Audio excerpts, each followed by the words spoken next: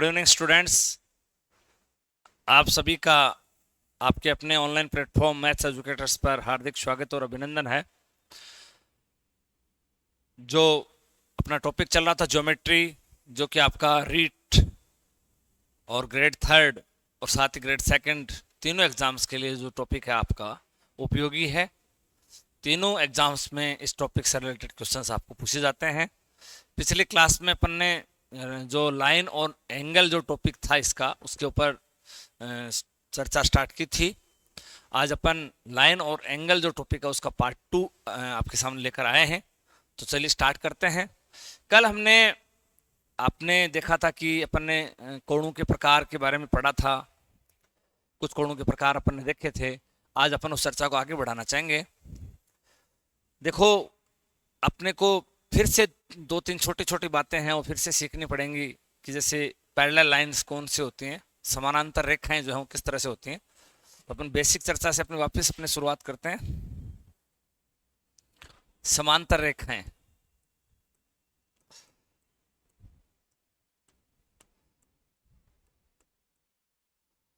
ऐसी रेखाएं जो एक दूसरे को प्रतिच्छेद नहीं करें,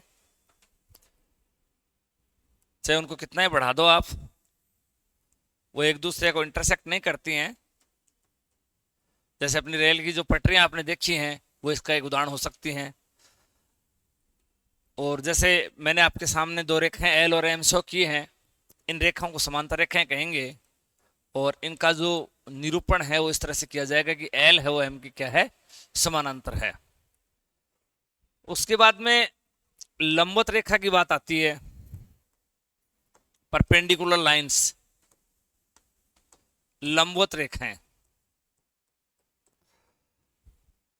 ऐसी दो रेखाएं जो एक दूसरे के साथ 90 डिग्री का कोण बनाती हैं, वो रेखाएं आपकी क्या होती हैं, लंबवत रेखाएं होती हैं, जो एक दूसरे के साथ क्या करते हैं, 90 डिग्री का एंगल बनाती हैं इस तरह से। जैसे यहां आप लोग देख पा रहे हो, ये दो लाइंस मैंने खींची हैं, एक एल और एक एम। तो जो लाइन एल है वो लाइन एम की क्या है, परपेंडिकुलर है। लंबवत की स्थिति आप लोगों के सामने मैंने दर्शाई है। आगे अपन लोग और थोड़ी सी बेसिक चर्चा करते हैं, क्योंकि देखो सब चीजें जो बेसिक हैं वो सब चीजें हमारे काम में आने वाली हैं। देखिए, प्रतिच्छेदी रेखाएं, इंटरसेक्टिंग लाइन कैसी होती हैं।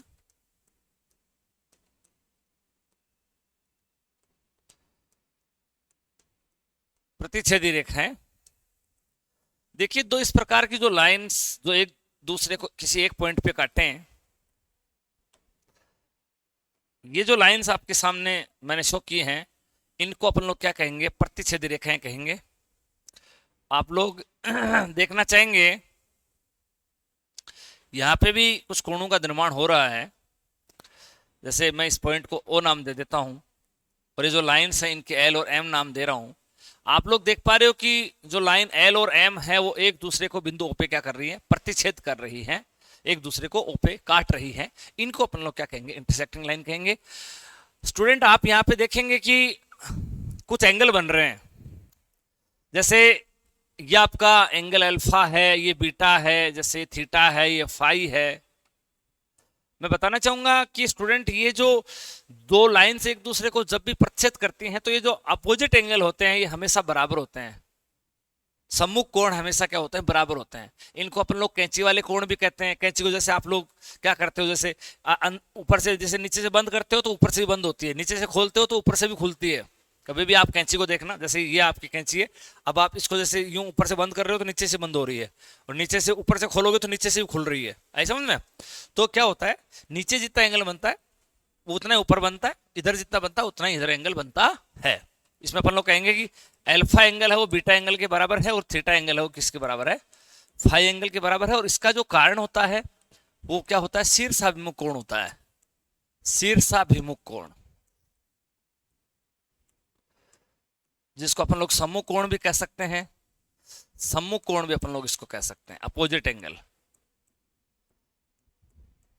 ये आपके अल्फा और बीटा जो हम शीर्षाभिमुख कोण है, और थीटा और फाई है ये भी आपके क्या है, शीर्षाभिमुख कोण, और ये आपस में क्या होते हैं, बराबर होते हैं। स्टूडेंट, आगे अपन लोग चर्चा करना चाहेंगे और इसमें देखिए जैसे अभी अभी मैंने आपको दो समानांतर रेखाएं आपके सामने मैंने व्यक्त की, और अब मैं क्या करने जा रहा हूं कि दो समानांतर रेखाओं को या दो से ज्यादा समानांतर रेखाओं को जब एक तिर्यक रेखा प्रतिच्छेद करती है तो किन किन कोणों का निर्माण होता है, उसके बारे में हम लोग चर्चा करने जा रहे हैं। देखिए, ये दो समानांतर रेखाओं को, अपना जो अगली हेडिंग है वो किस रूप में है? दो समांतर रेखाओं को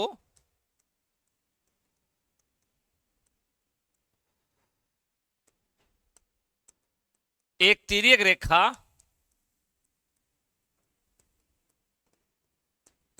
प्रतिच्छेद करे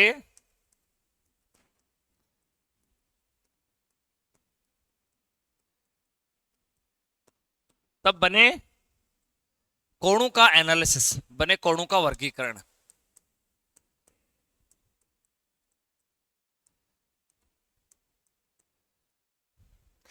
इसके ऊपर अपन लोग बात करना चाह रहे हैं। आइए, ये आपकी दो समानांतर रेखाएं हैं,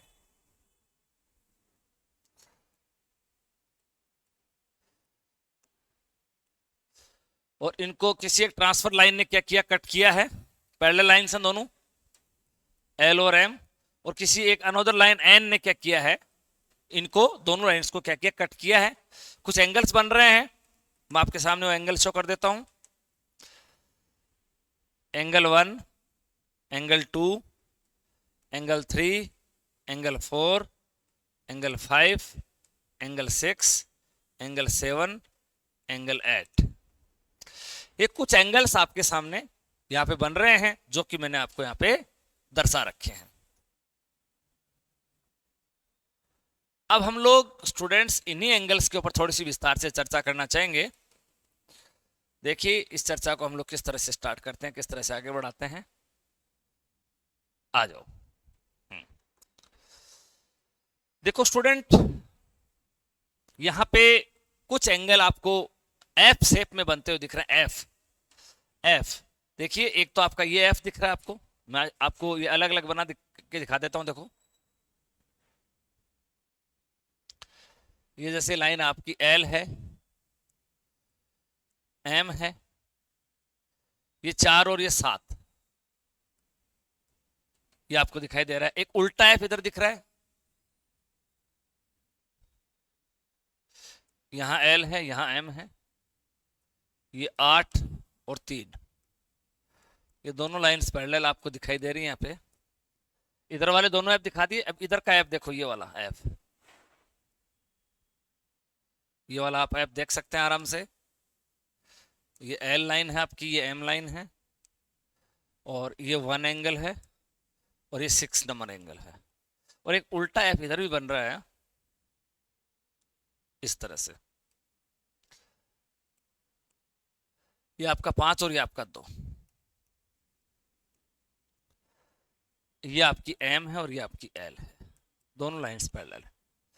देखिए स्टूडेंट, जो एफ शेप में जो एंगल बन रहे हैं, उन एंगल्स को कॉरस्पॉन्डिंग एंगल के नाम से जाना जाता है। संगत कोण इनको अपन लोग कहेंगे। बताना चाहूंगा स्टूडेंट, मान लो ये दोनों लाइंस पैरेलल नहीं होती और उसके बावजूद इनको एक ट्रांसफर लाइन इस प्रकार से कट करती, तो भी एफ का निर्माण होता, तो भी ये जो कॉरस्पॉन्डिंग एंगल है तब भी बनते। जैसे मैं इनको वापस से अगर नाम दूं, यहाँ पे 1, 2, 3 और 4, 5, 6, 7 और 8। जैसा स्टूडेंट आपको यहां पे देखने को मिल रहा है, संगत कोणों का जो युग्म है, कॉरस्पॉन्डिंग एंगल का जो पेयर है,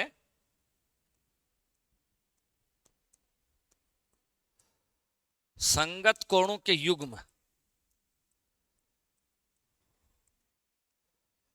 मैं बताना चाहूंगा आपको कि एक तो आपका बन रहा है 3 और 8, एक तो ये पेयर बन रहा है।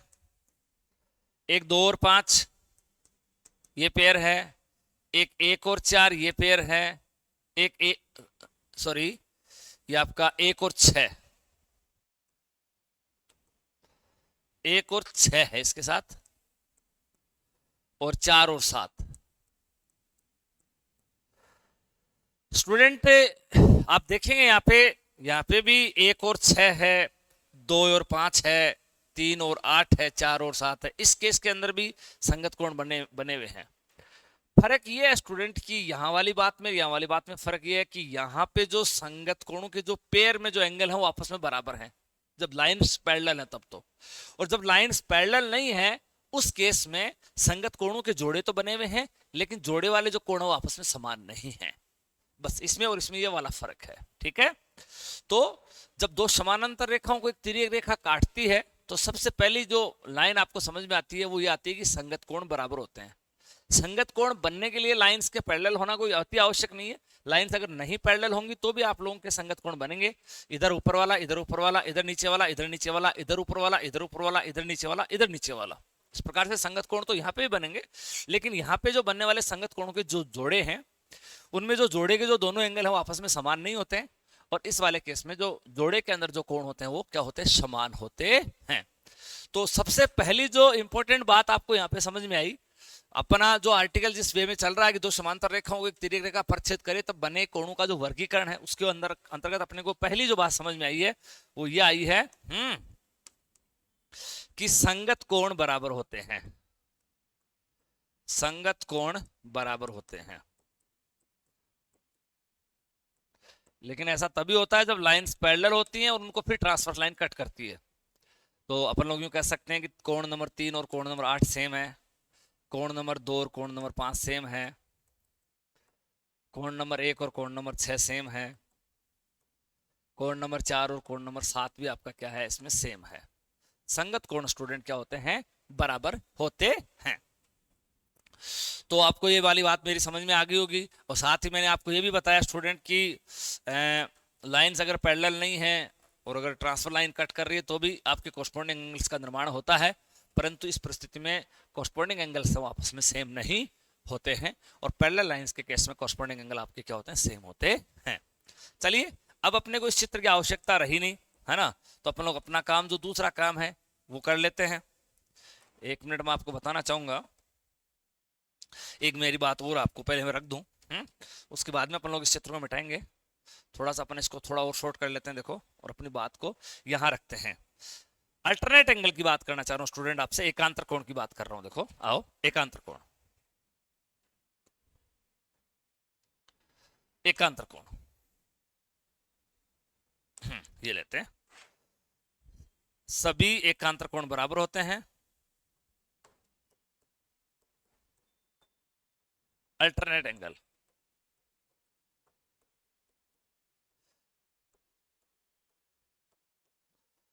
संगत कोण के लिए आपका एफ जो आकृति है वो बनती है, चाहे उल्टी बने, चाहे उल्टा एफ बने, चाहे सीधा एफ बने। अल्टरनेट एंगल जो बनते हैं वो जेड शेप में बनते हैं, जेड शेप में। देखिए स्टूडेंट, जेड शेप में आपको जो बनने वाले एंगल वो आपको दिखाऊं। देखो ये वाले एंगल,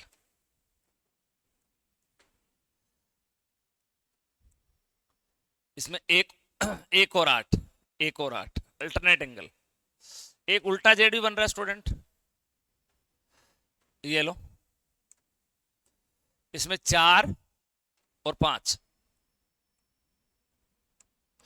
देखो स्टूडेंट, जेड तो बनने को यहां पे भी बन रहा है ऐसे, देखो 1 और 8, 4 और 5, लेकिन स्टूडेंट यहाँ पे जो अल्टरनेट एंगल के जो पेयर है वो इक्वल नहीं होंगे। और यहाँ पे जो पैरेलल लाइंस हैं तो उस केस में जो अल्टरनेट एंगल के जो पेयर हैं वो पेयर के जो दोनों एंगल हैं वो सेम होंगे। मतलब 1 और 8 आपका अल्टरनेट एंगल का पेयर है, यहाँ पे भी 1 और 8 अल्टरनेट एंगल का पेयर है, 4 और 5 अल्टरनेट एंगल का पेयर है, यहाँ पे भी 4 और 5 अल्टरनेट एंगल का पेयर है। लेकिन यहाँ पे जो पेयर के जो एंगल है वो सेम नहीं है, यहाँ पे जो एंगल के पेयर हो क्या है, आपके सेम है। तो अपन लोग यहाँ कहेंगे सभी एकांतर कोण समान होते हैं। एक चीज और आपको मैं यहाँ पे समझ आना चाहूंगा, स्पष्ट करना चाहूंगा, समानांतर रेखाओं के बीच में जो एंगल बन रहे हैं ये, जिनके मैं नामकरण आपको बताऊं, 1, 4, 5 और 8, अंदर वाले पार्ट में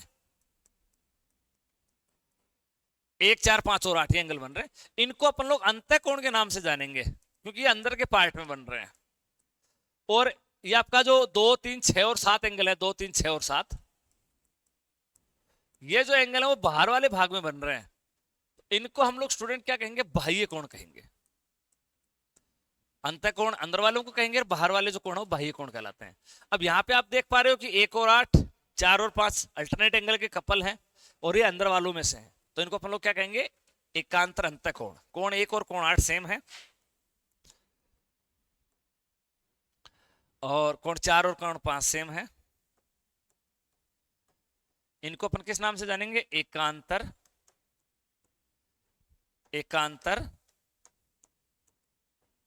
अंतःकोण। एकांतर अंतःकोण के नाम से अपन लोग इनको जानेंगे, और ये आपस में समान होंगे जब लाइंस पैरेलल होंगी तब तो, और जब लाइंस पैरेलल नहीं होंगी तो ये समान नहीं होंगे।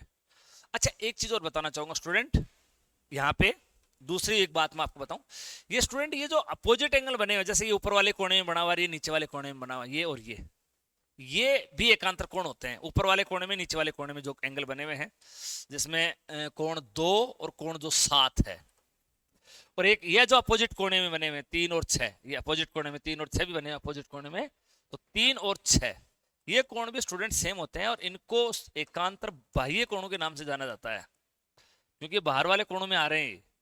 किसमें आ रहे हैं, ये बाहर वाले कोणों में आ रहे हैं।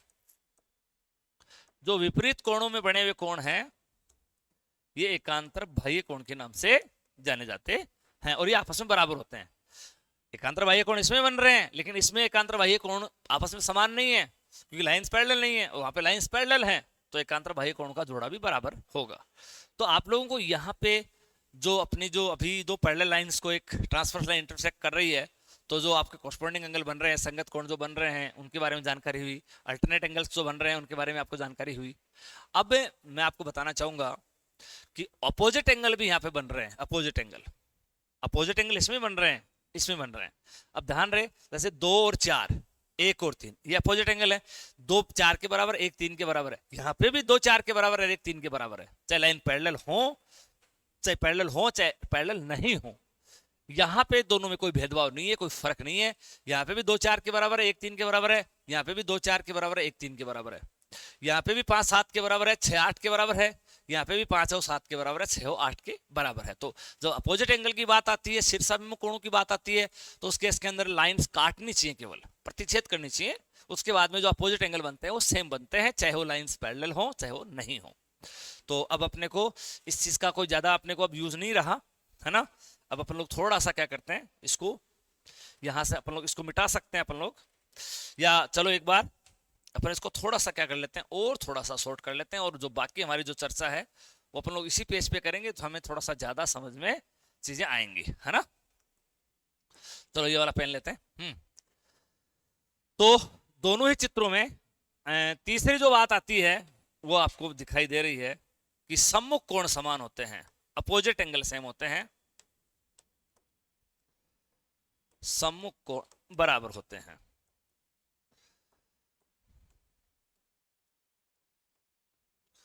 हाँ, 1 और 3 के बराबर है, और 2 है वो 4 के बराबर है। साथ ही 5 और 7 के बराबर है, और 6 है वो 8 के बराबर है। ये वाली बात आपको मैंने बता दी कि अपोजिट एंगल क्या होते हैं, सेम होते हैं। अपोजिट एंगल इस चित्र में भी सेम होते हैं, चाहे लाइंस पैरेलल ना हो। ओके, आगे की कड़ियां हम लोग शुरू करते हैं। 4 नंबर बात, अब जो बात लिखने जा रहा हूं वो इस केस के लिए सत्य होगी, इस केस के लिए सत्य नहीं होगी। कौन सी लाइन है सुनिएगा। तिर्यक रेखा के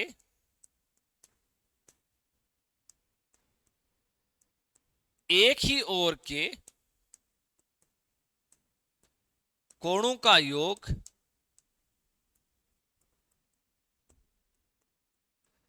180 डिग्री होता है।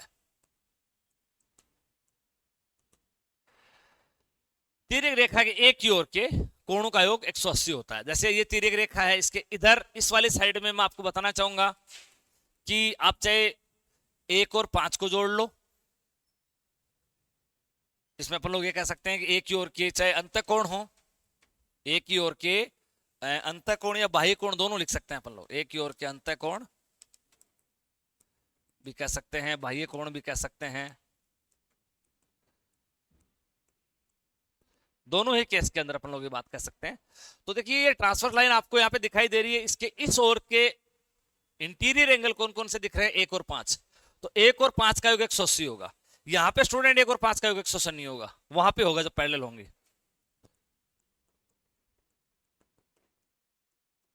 साथ ही 2 और 6 का योग 180 होगा। ये बाह्य कोण दिख रहे हैं ना आपको, ये तिर्यक रेखा की इस ओर के बाह्य कोण कौन कौन से हैं, 2 और 6, इनका योग 180 है। तिर्यक रेखा की इस ओर के अंतर कोण कौन कौन से हैं, 1 और 5, इनका योग 180। साथ ही हम अपन लोग ये भी कर सकते हैं कि 1 और 2 का योग भी 180 है, 5 और 6 का योग भी 180 है। ये वाली बात तो यहाँ पे भी सत्य है कि 1 और 2 का योग 180 है, 5 और 6 का योग 180 है, यहाँ पे भी सत्य है। लेकिन 1 और 5 का योग यहाँ पे 180 है, यहाँ पे 180 नहीं है। 2 और 6 का योग यहाँ पे 180 है, यहाँ पे 180 नहीं है। ये वाली बात आपको ध्यान में रखने की है। अच्छा, ये तो इस तरफ की बात होगी तिर्यक रेखा के। अब अपन लोग इस तरफ की बात करते हैं, तो आओ 4 और 8,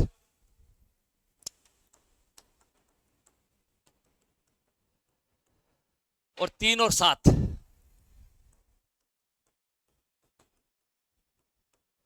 तो ये वाली जो स्थिति है ये आपके सामने यहाँ पे क्रिएट हो रही है कि तिर्यक रेखा के एक ही ओर के अंतः कोण और बाह्य कोणों का जो योग है वो 180 होता है। हाँ, 3 और 4 का योग भी 180 है, 8 और 7 का योग भी 180 है, क्योंकि ये तो आपके रेखिक कोण बना रहे हैं। हालांकि 3 और 4 का योग यहाँ पे भी 180 है, 7 और 8 का योग यहाँ पे भी 180 है, वहां पे भी 180 है, दोनों जगह सेम है। लेकिन दोनों में जो फर्क है वो मैंने आपको बता ही दिया। इस वाले चित्र के लिए ये चीजें लागू नहीं होंगी। जबकि 1 और 2 का योग 180 यहाँ पे भी है, यहाँ पे भी है, 5 और 6 का योग 180 यहाँ पे भी है, यहाँ पे भी है, 7 और 8 का योग 180 यहाँ पे भी है, यहाँ पे भी है, 3 और 4 का योग 180 यहाँ पे भी है और यहाँ पे भी है। दोनों केस के अंदर ये दोनों चीजें लागू हैं। मतलब जो योग 180 वाली जो चीज है वो कब कब लागू है मैंने आपको बता दी, और दोनों का योग जो कोणों का योग है वो 180 वाली जो योग वाली बात है वो ये जो बात है ये वाली बात केवल इस केस में लागू है, इस केस में लागू नहीं है। तो अब आपको मेरे हिसाब से सारी बातें यहाँ तक की समझ में आ गई होंगी। अपोजिट एंगल की बात मैंने आपसे करी ली, सम्मुख कोण बराबर होते हैं, इस वाले केस में भी, इस वाले केस में भी। कोरस्पॉन्डिंग एंगल बराबर होते हैं, इस केस में बराबर होते हैं, इसमें नहीं होते हैं। अल्टरनेट एंगल इसमें बराबर होते हैं, इसमें नहीं होते हैं। हाँ, कोरस्पॉन्डिंग एंगल बनते इसमें भी है और बनते इसमें भी है। अल्टरनेट एंगल इसमें बनते हैं और इसमें बनते हैं, लेकिन इसमें सेम नहीं होते हैं। कोरस्पॉन्डिंग एंगल इसमें बनते हैं बट इसमें सेम नहीं होते हैं, और उसमें सेम होते हैं। ओके, तो आपको यहां तक की सारी बातें मेरे विचार से सारी बातें तुमको समझ में आनी चाहिए, सारी बातें तुमको पता लग चुकी हैं। तो चलिए अपन लोग और इसमें आगे की चीजें देखते हैं, और चीजें अपन लोग सीखते हैं। तो अपन ने क्या क्या चर्चा कर ली, कॉरस्पॉन्डिंग एंगल की चर्चा हो गई, अल्टरनेट एंगल की चर्चा हो गई, अपोजिट एंगल की चर्चा हो गई, और तिर्यक रेखा की एक ही ओर के जो बने हुए अंतः कोण हैं उनका योग 180 होता है, और जो बाह्य कोणों का योग है वो भी 180 होता है। ये हमारी चर्चा हो गई। अब अपन लोग आगे बढ़ते हैं और कुछ क्वेश्चंस की अपन लोग बात करते हैं। आइए देखिए स्टूडेंट, कल अपन ने रेखिक कोण युग्म के बारे में पढ़ा था, उस पर आधारित एक छोटा सा क्वेश्चन मैं आप लोगों के सामने रखूंगा। उसके बाद में हम लोग अभी जो अपने जो चर्चा की उस पर आधारित क्वेश्चन लेंगे। आइए क्वेश्चन मैं आपके सामने रख रहा हूं, देखिए। यस, ये वाली स्थिति है, एक लाइन मैंने आपके सामने यहां दिखाई है, एक पॉइंट यहां पे है, एक यहां ए है, यहां एक बी पॉइंट है, और यहां पे एक किरण निकल रही है इधर। यहां पे एक एंगल दे रखा है, उसका मेजरमेंट दिया हुआ है 3x+10, और यहां पे एक एंगल है, उसका मेजरमेंट है 5x-30। ऐसे मेजरमेंट आपको यहां पे दिए हुए हैं। आपको स्टूडेंट इसमें एंगल सीओबी पूछा गया है। सीओबी का वैल्यू क्या है यह आपसे अगले ने पूछा है। ओके, आइए बात करते हैं। वैसे ऐसा क्वेश्चन जो है वो ग्रेड 3 रीट वगैरह के एग्जाम्स में खूब पूछा जाता है। अभी ग्रेड 2 के स्टैंडर्ड के भी क्वेश्चंस आएंगे। हाँ, तो देखिए हम लोग यहाँ पे क्या कह सकते हैं कि इनका जो योग है वो कितना 180 है, हम लोग कह सकते हैं।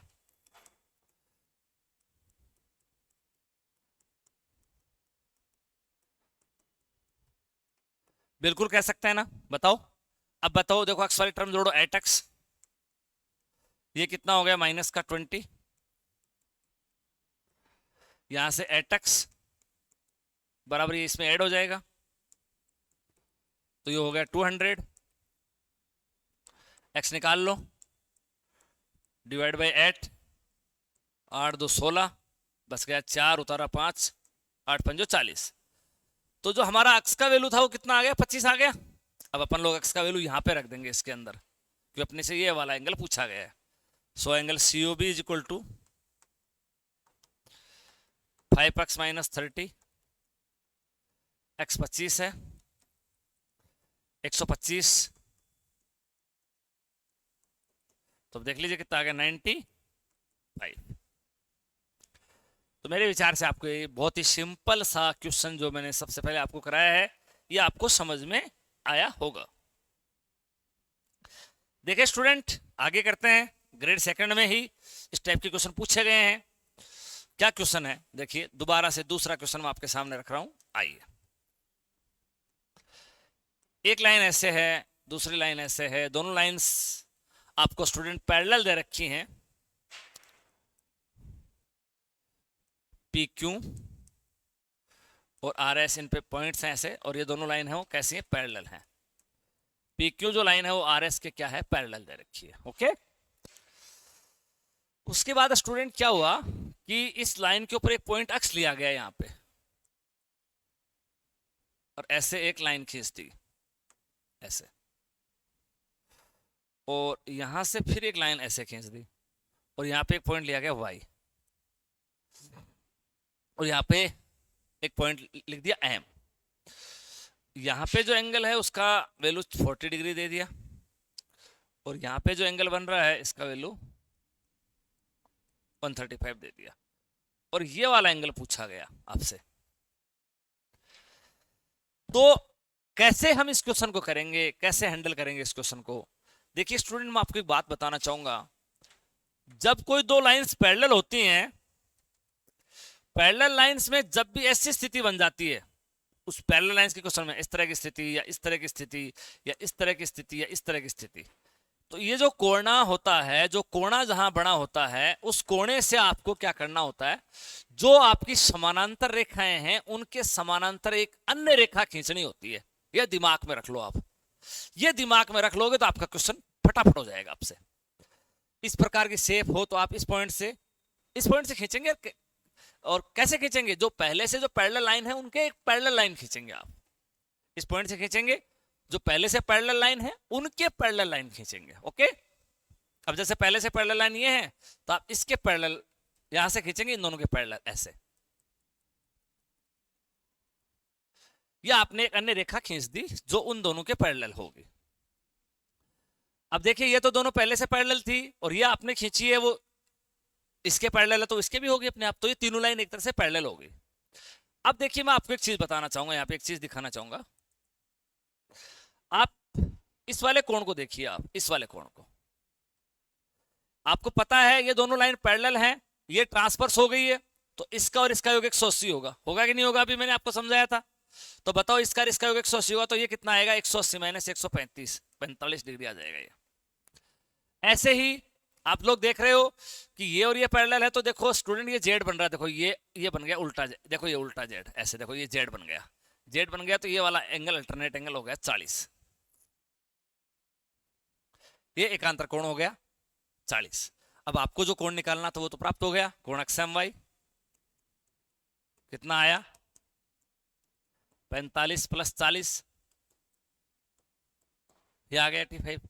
अगर आपको इधर का एंगल निकालना होता तो स्टूडेंट आप इधर का एंगल भी निकाल सकते हो, ऐसी कोई बुराई नहीं है कि आप इधर का एंगल नहीं निकाल सकते, ये भी निकाल सकते हो। 360 में से आप 85 को घटा सकते हो, तो आपको इधर वाला एंगल आपको प्राप्त हो जाएगा। ठीक है, तो मेरे विचार से आपको ये क्वेश्चन समझ में आया होगा बहुत अच्छे से, बहुत बढ़िया तरीके से। ओके, चलो नेक्स्ट चलते हैं अगले क्वेश्चन में। एक क्वेश्चन और लेते हैं आपके लिए, बहुत बढ़िया सा, आ जाओ। इसी वाली बात पे अपन लोग जो अभी अभी अपन ने एक चीज सीखी है उस पर आधारित एक क्वेश्चन लिखते हैं। आओ, एक आकृति दी है स्टूडेंट, इस तरह से बनी हुई है,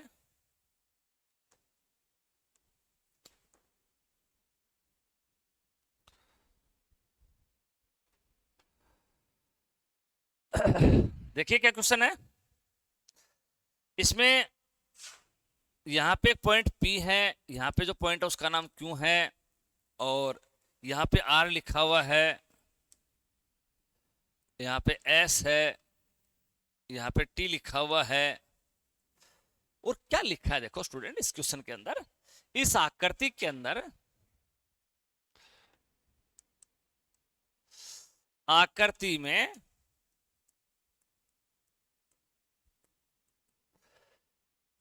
पी क्यू जो है ना, ये पी क्यू, ये इस एस टी के समानांतर है। पी क्यू किसके समानांतर दे रखी है? एस टी के समानांतर दे रखी है। यहां पे जो कोण बन रहा है इसका मेजरमेंट स्टूडेंट अगले ने 110 दे रखा है, और यहां पे जो एंगल बन रखा है इसका मेजरमेंट 130 दे रखा है, और यहां पे एक अक्स लिख रखा है और आपसे अक्स का वैल्यू पूछ रहा है। ये क्वेश्चन है, और पी क्यू है वो एस टी की क्या है? समानांतर है। अभी अभी हमारे बेस में चर्चा चल रही थी कि इस प्रकार से जब भी कोई आकृति में जब फिगर बन जाती है, चित्र बन जाता है, तो हमें क्या करना चाहिए? इस पॉइंट से, इस कोने से उन लाइंस के पैरेलल एक लाइन खींचनी चाहिए। आइए ये काम करते हैं इसमें अपन लोग।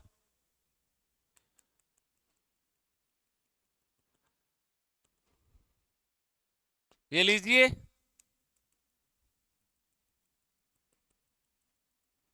आपको मेरे हिसाब से बातें समझ में आ गई होंगी। अब आपको ये वाला अक्स चाहिए, ओके? तो मैं आपसे एक बात पूछूंगा, ये दोनों लाइन पैरेलल हैं, ये दोनों, ये हो गई ट्रांसवर्स, तो आप बताएंगे इनका योग कितना होगा? पैरेलल लाइंस, ट्रांसफर लाइन, तो ट्रांसफर लाइन के एक ही ओर के जो इंटरनल एंगल हैं उनका सम 180 होता है, तो इनका योग 180 है। तो ये एंगल कितना बनेगा बताओ? 70 डिग्री बन जाएगा। ये 180 में से आप 110 को घटा दो। ऐसे ही आप इधर देखेंगे स्टूडेंट, ये आपने इसके भी पैरेलल खींची थी, ये आपने इसके भी पैरेलल खींची थी, तो ये भी दोनों पैरेलल हो गई। ये क्या हो गई? अल्टरनेट हो गई। तो इसका और इसका योग भी 180 होगा, होगा कि नहीं होगा बताओ? तो ये कितना आ गया? 50 आ गया।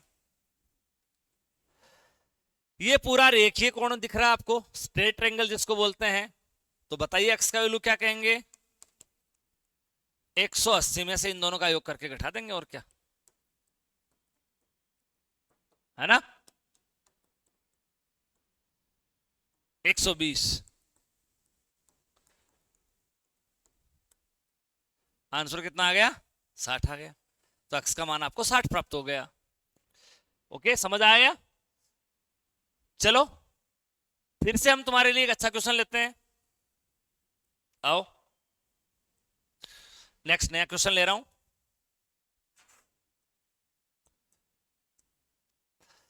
Student,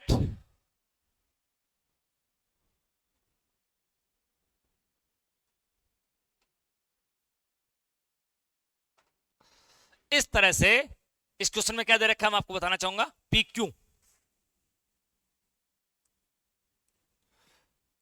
P Q, R S, ये दोनों पैरेलल हैं, पी क्यू और आर एस। यहां पे एक पॉइंट दिया टी, ए बी और ये सी एंगल यहां पे बन रखे हैं।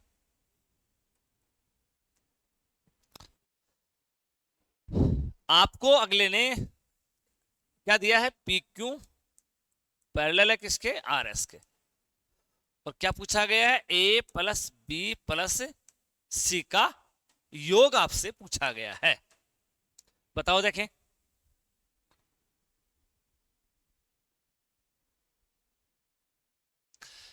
ए प्लस बी प्लस सी, तीनों का योग आपसे पूछा गया है।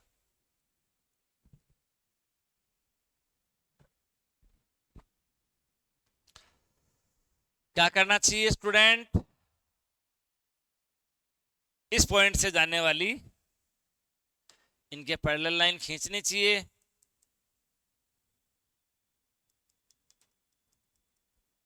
जिससे कुछ चीजों का अंदाजा लगे।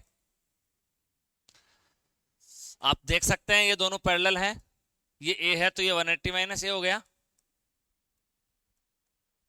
ये बी है तो ये 180 माइनस बी हो गया,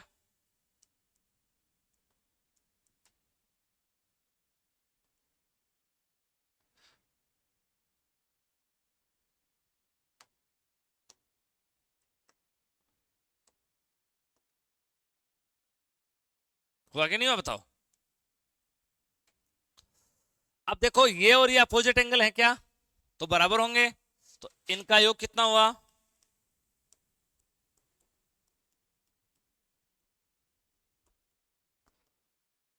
ये वाली बात समझ में आई क्या, इसका और इसका योग इसके बराबर होगा।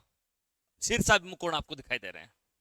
ये 180 माइनस क्यों आया, इनका योग 180 है इसलिए ये 180 माइनस आ गया, इनका योग भी 180 है तो ये 180 माइनस भी आ गया।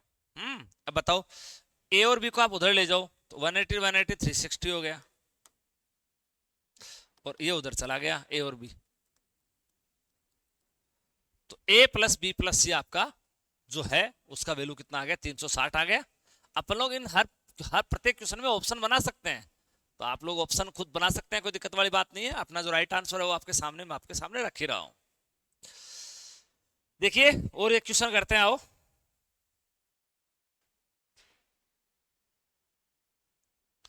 इस तरह से एक लाइन है, इस तरह से एक लाइन काट रही है, ये दोनों लाइन प्रतिच्छेदी लाइन दे रखी है आपको क्वेश्चन में, और एम एन और एक्स वाई,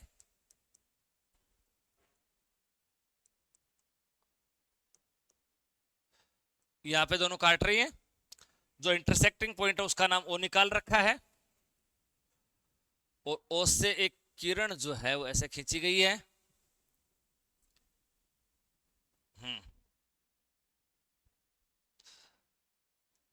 यहां पे एक पॉइंट पी है, और ये एंगल आपको 90 डिग्री दे रखा है, angle P O Y. Okay, साथ ही तुमको ये वाला एंगल ए दे रखा है,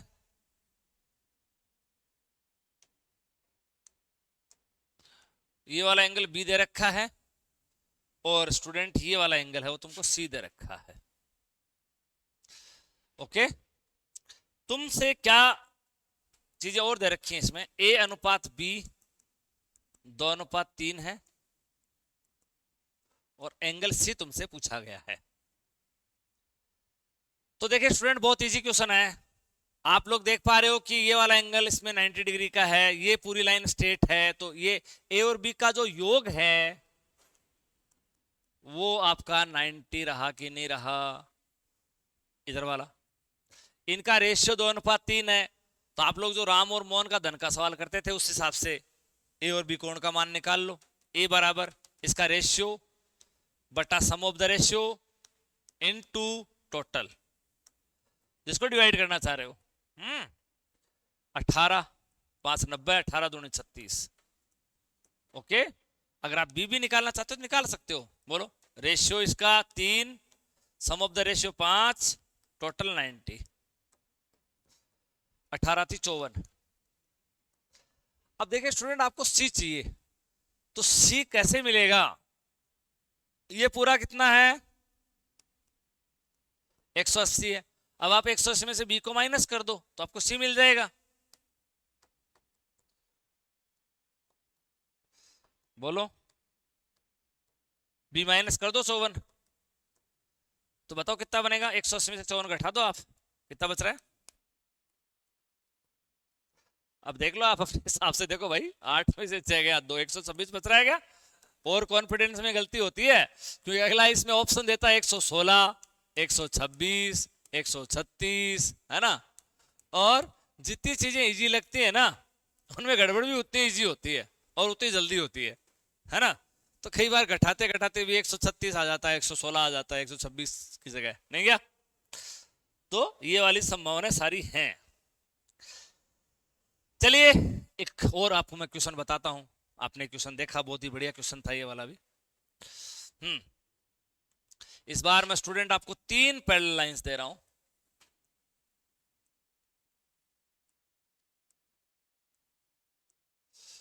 तीन लाइन पैरेलल है, ये आपकी ट्रांसफर लाइन इस तरह से कट कर रही है।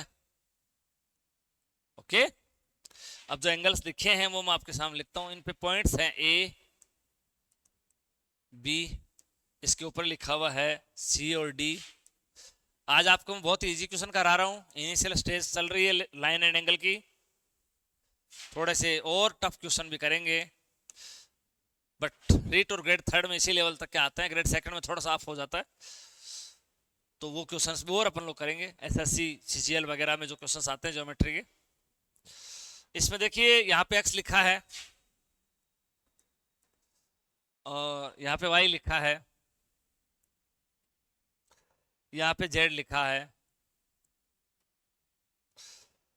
इस चित्र में ये तीनों लाइन पैरेलल हैं, ऐसा दे रखा है। वाई और जेड जो कोण है इनका अनुपात दे रखा है 3:7, वाई और जेड का। और आपसे अक्स पूछा गया है। यह आपका क्वेश्चन इस तरह से आपके सामने रखा हुआ है। हाँ साहब, पहले आप ये बताएं स्टूडेंट इसमें कि ये y है तो ये कितना होगा, y होगा कि नहीं होगा, संगत कोण, कॉरस्पॉन्डिंग एंगल। अब इस y और z का जो कितना होगा, 180 होगा। y और z का रेशियो क्या है, 3:7। तो आप y निकाल सकते हैं, इसका रेशियो 3 बटे सम ऑफ द रेशियो 10 हो गया, 10 18 54। जेड निकाल सकते हैं 7 बटे 10, ये देखो आपका 126 आ गया। अब ये जेड तो आपका 126 आ गया और ये वाई आपका 54 आ गया। अरे आपको क्या निकालना है, एक्स। ओके, तो ये भी 54 आ गया। अब इसका और इसका योग 180 है कि नहीं है, या अक्स और जेड अल्टरनेट हुए कि नहीं हुए, अक्स और जेड, बोलो अक्स और जेड अल्टरनेट हो गए ना। इन दोनों पैरेलल्स को देखो आप, ये ट्रांसफर बन जाएगी, अक्स और जेड अल्टरनेट है। ये लीजिए, तो इस तरह से आज अपन ने इस लाइन एंड एंगल को फिर से थोड़ा सा आगे बढ़ाया है। कल अपन लोग थोड़ा सा एसएससी सीजीएल लेवल के क्वेश्चंस इस पे करेंगे और थोड़े से हायर लेवल के क्वेश्चंस करेंगे। और अपना जो लाइन एंड एंगल का जो टॉपिक है वो आपके सामने बहुत ही बढ़िया बेहतरीन तरीके से चल रहा है। ग्रेड सेकंड के जो टॉपिक्स हैं वो हम पहले करवा रहे हैं, उसके बाद में ग्रेड थर्ड के लिए जो बाकी जो अन्य रिमेनिंग जो टॉपिक्स हैं वो भी हम लोग इसमें करवाएंगे इस लाइव सेशन के अंदर। और बाकी भी हम बहुत सारे जो अभी नेक्स्ट में हमारी क्या प्लानिंग रहेगी कि हम जो पेपर्स जो हैं बहुत सारे PYQ जो हैं हम लोग यहाँ पे आपको सोल्व कराने वाले हैं टॉपिक वाइज। जो आपका जो कंप्लीट जो पाठ्यक्रम है ग्रेड सेकंड और ग्रेड फर्स्ट का, उसमें सारे जो टॉपिक्स हैं उनके बहुत सारे PYQs और बहुत सारे प्रैक्टिस क्वेश्चंस और अपन लोग सोल्व करेंगे, जिससे आपकी प्रैक्टिस और बढ़ेगी और क्वेश्चंस की लेंथ भी आप लोगों को देखने को मिलेगी। और आप लोग में जो हेजिटेशन होती है, घबराहट होती है क्वेश्चंस को देख के करने के लिए, तो वो भी आप लोगों में नहीं होगी, आपका कॉन्फिडेंस लेवल बढ़ेगा। Thank you.